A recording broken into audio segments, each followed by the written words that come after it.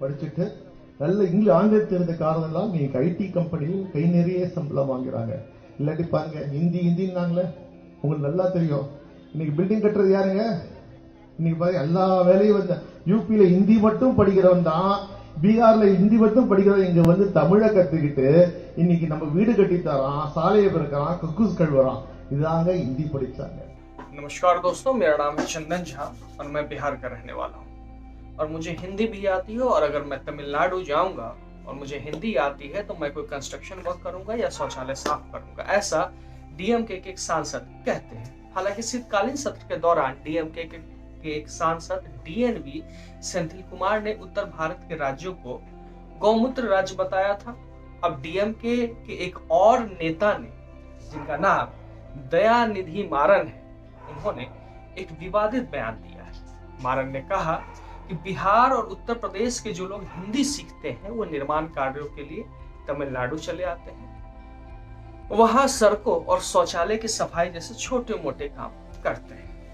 तो सीधी सी बात है, मुझे इंग्लिश नहीं आती और अगर मैं तमिलनाडु जाऊंगा तो मुझे यही कार्य करना पड़ेगा। खैर, इस बयान के बाद एक बार पुनः उत्तर भारत और दक्षिण भारत के बीच भाषाई मुद्दा एक बार फिर गर्म हो सकता है। बीजेपी ने इसे मुद्दा बना लिया है। बिहार और तमिलनाडु में दोनों जगह नॉन बीजेपी की गवर्नमेंट है। कई नेता इस बयान के क्लिप को सोशल मीडिया पे शेयर कर रहे हैं और मैंने भी दिखला ही दिया है आपको। इस वीडियो को लेकर बीजेपी के नेता बिहार के मुख्यमंत्री नीतीश कुमार से इस पर उनकी राय पूछ रहे हैं। कुछ वक्त पहले एक कार्यक्रम में रेवंत रेड्डी, जो तेलंगाना के मुख्यमंत्री हैं, उन्होंने कहा था कि बिहार का डीएनए कम बेहतर है तेलंगाना के डीएनए से। वहीं अब डीएमके के नेता दयानिधि मारन ने इस तरह का ताजा बयान देकर कुछ शांत हुए उत्तर दक्षिण बहस के मुद्दे को फिर हवा देने का काम कर दिया है। अब भैया, जब तमिलनाडु के नेता ऐसा कहेंगे तो हमारे डिप्टी सीएम तेजस्वी यादव कहाँ पीछे रहते हैं।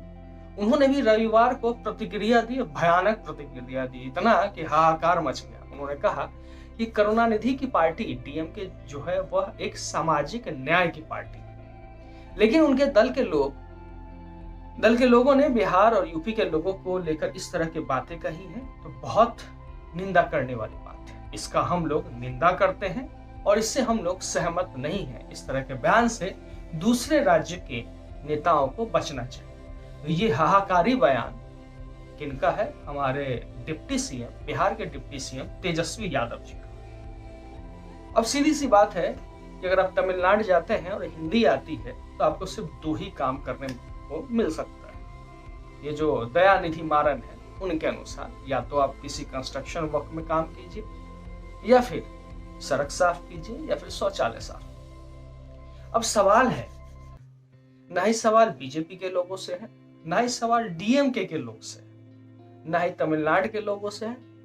सवाल है बिहार के उन नेताओं से जिन्होंने अभी तक बिहार को लेबर प्रदेश बना के रखा हुआ है, मजदूरों का प्रदेश बना के रखा हुआ है, कि आखिर कब तक इस तरीके की बेइज्जती एक आम बिहारी जो दिल्ली में रहता है वो सुनता रहेगा, सहता रहेगा। जो मुंबई में रहता है वो अच्छे कार्य कर रहा हो, उन्हें कैसा लगता होगा? बहुत सारे ऐसे बिहारी हैं, बिहार के रहने वाले लोग, जो मुंबई के फिल्म इंडस्ट्री में बड़े कलाकार हैं। मसलन पंकज त्रिपाठी की बात करें, मनोज वाजपेयी की बात करें, पंकज केसरी की बात करें, ऐसे बहुत सारे एक्टर्स भरे पड़े हैं। एडमिनिस्ट्रेशन की बात करें, उसमें बहुत सारे आईएएस आईपीएस बिहार से आते हैं। यूं कहें कि देश के हर कोने से आते हैं। व्यापार की बात करें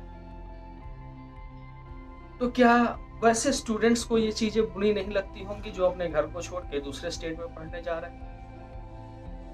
और सबसे बड़ी बात, जब हम एक आम बिहारी हैं, आम पब्लिक है बिहार के रहने वाले, हमें इतना बुरा लगता है तो उन नेताओं को तो मतलब पता नहीं डूब के मरना चाहिए, या फिर वो उनकी जो चमड़ी है गैंडे से भी ज्यादा मोटी हो चुकी है। मुझे तो लगता है कि मतलब उनकी चमड़ी जो है बुलेट प्रूफ जैकेट का काम करती है। उनको कुछ समझ में नहीं आता है।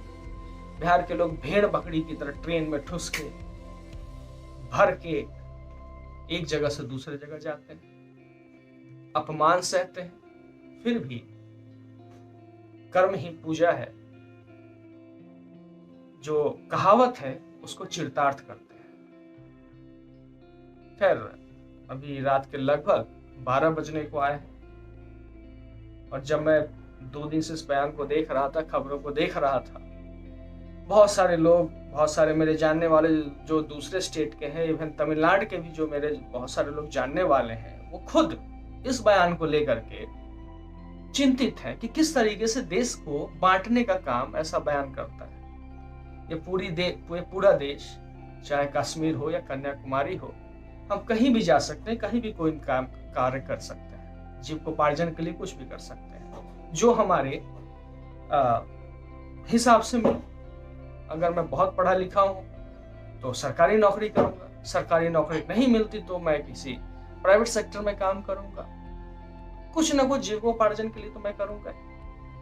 तो ये इस तरीके का बयान देके डीएमके के जो नेता है दयानिधि मारन, वो क्या बतलाना चाहते हैं। और सबसे बड़ी बात बिहार के उन तथाकथित सत्ताधीशों से भी है कि उनके कान में जूं नहीं रेंगता ऐसे बयानों के बाद, उन्हें वो दर्द नहीं दिखाई देता। खैर, ये सवाल हम सब बिहारियों के लिए है, हम सब वैसे प्रवासियों के लिए है जो अपने घर को छोड़ के, परिवार को छोड़ के बाहर 2 वक्त की रोटी कमाने के लिए जद्दोजहद में हर दिन लगे रहते हैं। कहना बहुत कुछ है, लेकिन इस कार्यक्रम को मैं अब यहीं विराम देता हूं वक्त की कमी की वजह से।